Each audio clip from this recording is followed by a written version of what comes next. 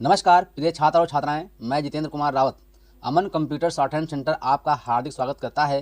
जो छात्र और छात्राएं सिंह प्रणाली शॉर्ट हैंड पूरी किताब पढ़ चुके हैं और उस किताब के मैटर की भी शॉर्ट हैंड डिक्टेशन स्पीड बना चुके हैं और उन्हें अधिक शॉर्ट हैंड डिक्टेशन स्पीड बनानी है तो संपर्क करें, क्योंकि हमने रामधारी गुप्ता की किताब में से 203 पेज डिक्टेशन के लिए हैं, जो प्रत्येक पेज में 400 शब्द हैं, जिनका डिक्टेशन 60, 80, 100 व 120 शब्द प्रति मिनट की स्पीड से 400 व 800 शब्दों पर दिया गया है। जो छात्र व छात्राएं विधिवत रूप से इन मैटरों का होमवर्क करके व्हाट्सएप पर चेक करा के अपनी शॉर्ट हैंड डिक्टेशन स्पीड बढ़ाना चाहते हैं या आउटलाइन प्राप्त करना चाहते हैं या शॉर्ट हैंड पढ़ना चाहते हैं तो संपर्क करें। मोबाइल नंबर 91 98 94 39 41, दूसरा है 700 790 52 75। अतः संपूर्ण पढ़ाई व्हाट्सएप पर वीडियो के माध्यम से कराया जाएगा। धन्यवाद। उपाध्यक्ष महोदय, मैं मानती हूँ कि बहुत से जो हमारे भाई हैं उनकी ओर से शिकायतें आई हैं और यहाँ बातचीत चलती रहती है कि हम अपने इलाके में सफाई बंद कर देंगे, परंतु यह विषय स्वायत्त शासन संस्था के सहयोग से नहीं हो पा रहा है जैसी कि हमें आशा है।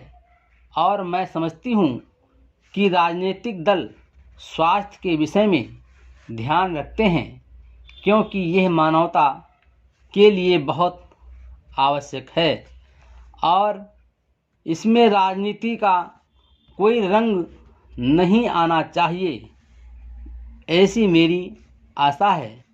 मैं अनुरोध करूंगी कि सदस्यों की जो समस्याएं हैं उनको ध्यान में रखते हुए दिल्ली प्रशासन कोई ऐसी नीति अपनाने की कोशिश करे जिससे नगर निगम का यदि कोई काम हो तो उस विषय में हमारा नगर निगम से एक सहयोगपूर्ण वातावरण पैदा हो, मगर इस वातावरण में राजनीति न आने पाए। हमारे सामने एक उद्देश्य हो कि हमें जनता का काम करना है, क्योंकि जनता के लिए हम चुनकर आए हैं। इसमें पार्टी का कोई प्रश्न नहीं है। दूसरी बात मैं यह कहना चाहता हूँ कि अनाथ बच्चों के लिए जो इस बजट में प्रावधान किया गया है कि उनके लिए केंद्र बनाए जाएंगे, तो मैं समझती हूँ कि इन केंद्रों के साथ साथ बेसहारा महिलाओं के लिए जो कि समाज से तिरस्कृत हैं, ऐसी महिलाओं के लिए जगह जगह इस प्रकार के केंद्र खुलने चाहिए जहां उन्हें रोजगार सिखाया जाए और साथ ही साथ आर्थिक रूप से स्वतंत्र बनाने की तरफ भी प्रयत्न किया जाए। इस विषय में मेरा एक सुझाव है कि जो बच्चे अनाथ हैं, जो बेसहारा महिलाएं हैं, उनकी तरफ हमारी पूरी कोशिश होनी चाहिए कि जो अनाथ बच्चे हैं, जो समाज से तिरस्कृत हैं, जिनको अवहेलना की दृष्टि से देखा जाता है, उनके लिए केंद्र बनाए जाएं और उन केंद्रों में वो अधिकारी रखे जाएं जिनके संरक्षण में वो कार्य सीखें, पढ़ें लिखें। यदि इसमें बाहर के सदस्य हों तो वे ऐसे होने चाहिए जिनका जीवन सरकारी सेवा में ही बीता हो। ऐसे योग्य लोगों से सहायता लीजिए। यदि इसमें असामाजिक तत्व घुस गए तो फिर हमारा पैसा ऐसे ही खर्च हो जाएगा और जो नीति हमने बनाई है वो असफल हो जाएगी, जिसका परिणाम ये होगा कि हम उस नीति को कार्य रूप में परिणित नहीं कर सकेंगे।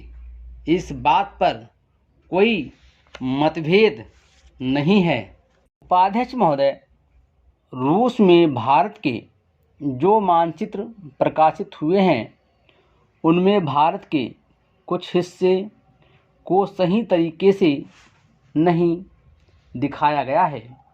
इसको सरकार भी मानती है और इस विषय पर कोई मतभेद नहीं है।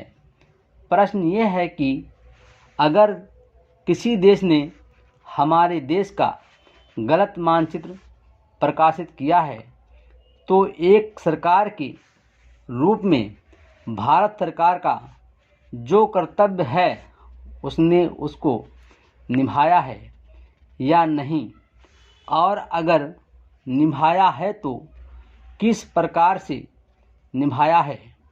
जब भारत सरकार का ध्यान उसमें प्रकाशित उस मानचित्र की ओर दिलाया गया जिसमें हमारे देश के कुछ भाग को गलत ढंग से दिखाया गया था, तो उसने 1956 में ही, जबकि ना तो भारत और चीन की सीमा का प्रश्न पैदा हुआ था, इस बारे में रूस ने विरोध किया।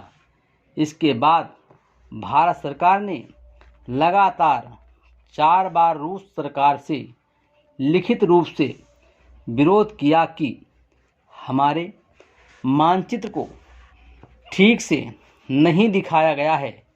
जिस मानचित्र को लेकर यह चर्चा हो रही है, जब उसकी ओर भारत का ध्यान गया तो उसने जून, जुलाई और अगस्त में लगातार 3 बार अपने राजदूत के माध्यम से और रूस के जो अधिकारी हमारे देश में आए उनसे बातचीत करके रूस का ध्यान इस ओर आकर्षित किया कि उसने इस देश का मानचित्र ठीक नहीं दिखाया है।